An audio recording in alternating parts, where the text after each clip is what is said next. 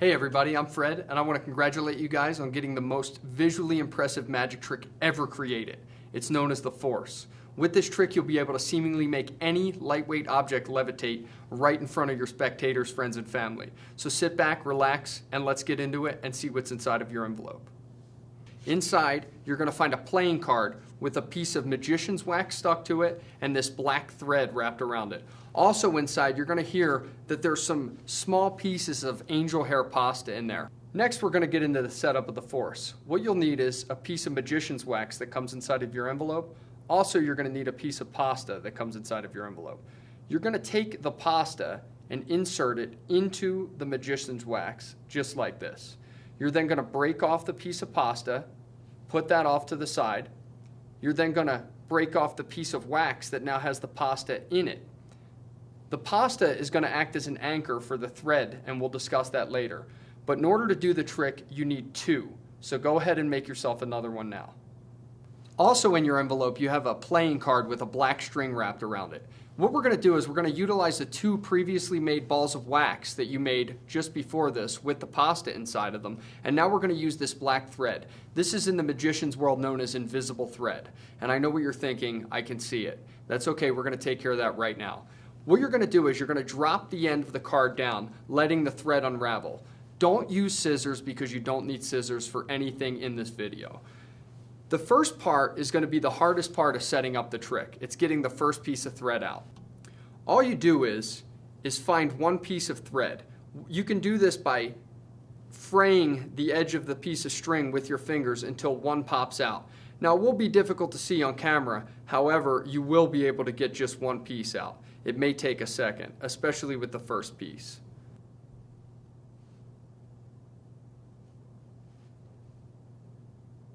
So next thing we're going to do is we're going to hook one of the previously made wax balls onto the piece of thread that's separated from the rest of the thread. It's very easy to do. All you do is, with the thread pinched in between your first finger and your thumb, you're going to take the wax ball, lay it long ways right on top of the thread, and then roll it towards yourself. So you're almost rolling the thread onto a small wax stick, just like that. So for the next step, you're going to take the wax that you have attached to the piece of invisible thread, get yourself a spare playing card, and hook the ball of wax directly to the pip of the card. If you don't know what the pip of the card is, it's the number or letter that marks the value of the card. And you'll see why this is important in a minute. From there, you're going to take the card, transpose the ends with the other end of the card, and you're going to start working this piece of invisible thread out, just like this. The first one that you do will be semi-difficult to get the thread out without breaking it. Don't let this discourage you. Now, once you get down to about chest height, you're going to break the thread off. You're going to grab yourself another ball of wax that you have previously made, and you're going to attach the other end of the invisible thread to this wax ball in a similar fashion that you did to the other, just twisting it on. So now, once you're done, you should have one wax ball with a piece of invisible thread that runs all the way over to the other end of the card and hooks onto the pip of the card. Once you do this, we're ready to get started with the trick. Now we're in the performance section, and I'm going to teach you how to actually make this strange setup look like something magical. It's very easy to do. If you're right-handed, you're going to use your right thumb. If you're left-handed, you're going to use your left thumb. I happen to be right-handed, so I'm going to use my right thumb. I'm going to take the wax ball that's not hooked to the card, and I'm going to literally take that and attach it right onto my thumb, just like that, on the back of my thumb. Then I'm going to hold my hand in front of my face, and directly between my eyes, the piece of thread is going to go over my head, and when it gets to the back of my ear, I'm going to pull my hand down. So basically the setup runs from the card, over my head, and around the back of my head down to my thumb, which gives me a pulley of sorts when I lift my arm up and down. Your non-dominant hand should do nothing at this point. It's called the acting hand. Now, to perform the trick, you'll take the wax off of the pip of the card, and you'll grab an item, like your envelope, like a dollar bill, like anything, as long as it's not too heavy. And you could simply start by making it go from one hand. Remember, this hand does nothing and the thread is hanging directly in front of my face and goes down as connected to my thumb. So if I want it to go down, I lift my right arm up and the item goes down. If I want it to come up, I lift my right arm down and it comes up. Basic pulley system. The way I recommend trying to learn and make this look good is start with your non-dominant hand with the item in that. Make it go up, keep your fingers moving, and then where you look, it will go because it's hanging right in between your eyes, which is convenient because if you were really making something float, you'd probably have to look at it as well. Simple as that. And first you just want to practice going hand to hand and keep your fingers moving and it'll make it look awesome. So now we're going to go into some ordinary everyday objects that you may come across that people may want to see you float. First and foremost is the dollar bill. I highly recommend learning on a dollar bill because it's the easiest thing to learn on and it's one of the most common items that anybody will hand you to make float.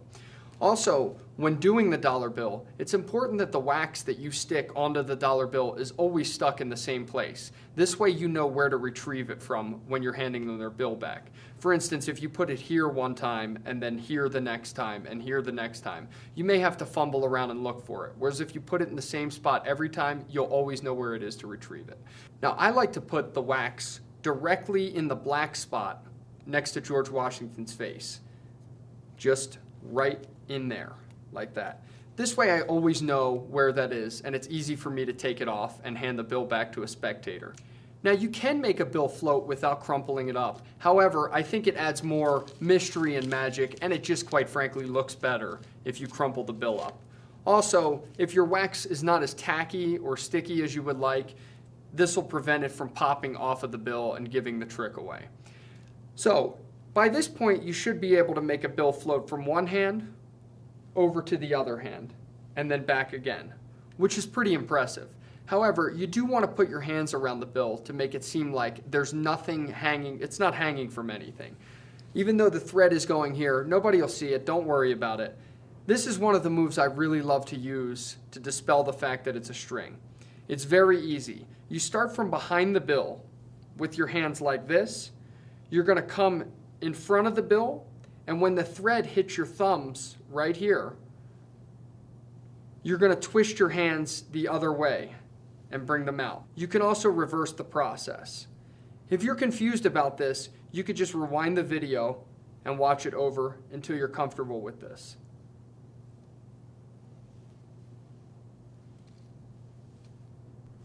Another thing you can do to dispel any thought of anything other than real magic is make the bill or the item go all the way around your back.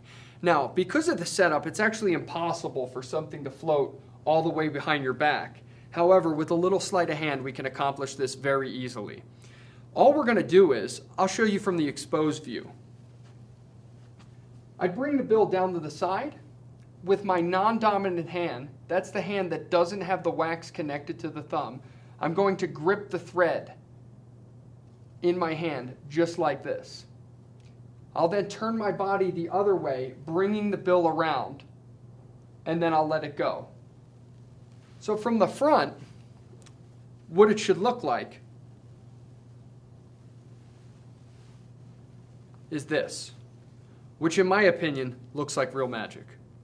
So now, going into things that spin, coins, cards, anything that you can think of as long as it's not too heavy. Quarters work well, nickels work the best in my opinion. I've been doing this trick for a very long time, take my word for it. However, if someone gives you a quarter, just remember to stick the wax on the back side. When you spin the coin, the centrifugal force of the coin spinning will make it so that it can land in your hand with the wax still attached to the bottom side. Don't worry about how it works, just know that it does work. You're going to have to play with the tension of the thread just a little bit. You want firm tension on the thread, but you don't want tight tension because you may break the thread. Firm tension, coin held in between the thumbs and pointer fingers of each hand, just enough tension for the thread not to snap, and then you spin it. And it spins just like that. You can do all the same things that you can do with a dollar. You can put your hands around the coin, and then you can land it in your hand and hand it back to your spectator. The way I like to do a coin is to borrow a coin from someone with a non-dominant hand, having the ball that I'm about to attach on the tip of my thumb while the other wax ball is still connected to the back of my thumb. I will extend my hand, take the coin. As I pass it to my dominant hand, I will stick the wax on the back of the coin. Then I lay the coin in my hand so that the wax is on the underside, so they shouldn't see anything on the coin at all. When I do a pen, I like to use a pen that's a Bic pen. It doesn't have to be a Bic pen. It has to be any pen that's around about the same weight of a Bic pen. I do leave the cap off of the pen because it makes it a little heavier, and I don't like to take chances and have my thread break. I'm going to take my dominant hand that has the wax hooked to the back of the thumb and the wax ball that I'm going to hook onto something and hook that directly onto the back of the pen, just like this. Now, because the pen is a pen, we could do some really cool things with it. The way I like to do a pen is to balance it on the tip of my finger, which just has this piece of thread that's running down, so don't let it confuse you. I then take it and stand the pen up on my finger. I bring it down, I bring it back up, over to one hand, over to the other, and then I look where I want it to go, and I want it to go in my pocket, so I look at my pocket. Remember the pulley system. If I want the pen to come out, I just take my right hand or my dominant hand. If you happen to be left-handed, you're going to use your left hand. And I bring that arm down, and the pen will come up. If I bring the arm up, the pen will go down. Simple pulley system. And you can do this all day, and you could fool your friends all day. Next, we're going to get into how to set this up on the go so you don't have to run into the bathroom.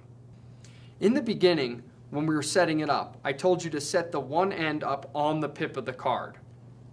The other end went on your thumb. So the situation that you had in the beginning was this, where it's hooked to your thumb and the other end is hooked to the pip of the card.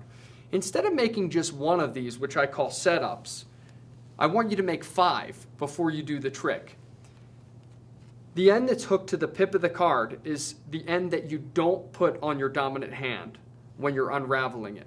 What I mean is, you're going to take the invisible thread and wrap it around the card until the other ball of wax gets up to the top, just like this. That ball of wax is going to go anywhere else on the card except on the pip.